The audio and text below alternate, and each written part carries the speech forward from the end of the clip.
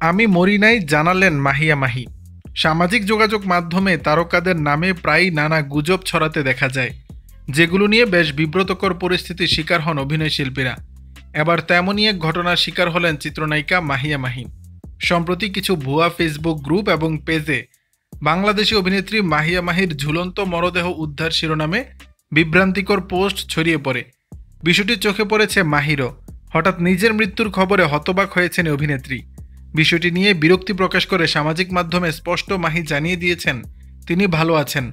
সোমবার ফেসবুক পোস্টে মাহি লেখেন, আমি আছি, মরি নাই রে ভাই। এর মাধ্যমে তিনি গুজবকারীদের উদ্দেশ্যে কটাক্ষ করেই জানিয়ে দিলেন এই খবর সম্পূর্ণ মিথ্যা। মাহির পোস্টের কমেন্ট বক্সে মেহেদি হাসান নামে একজন লিখেছেন, টেনশনে ছিলাম, যাক আপনি ভালো আছেন জানতে পেরে চিন্তামুক্ত হলাম।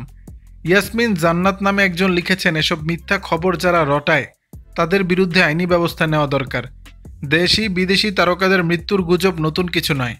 ১.৫ মাস আগে চিত্রনায়িকা পরিমণিকে নিয়েও এমন খবর ছড়িয়ে পরে ফেসবুক লাইভে এসে বিষয়টি প্রতিবাদ জানিয়ে ক্ষোভ ঝাড়েন তিনি।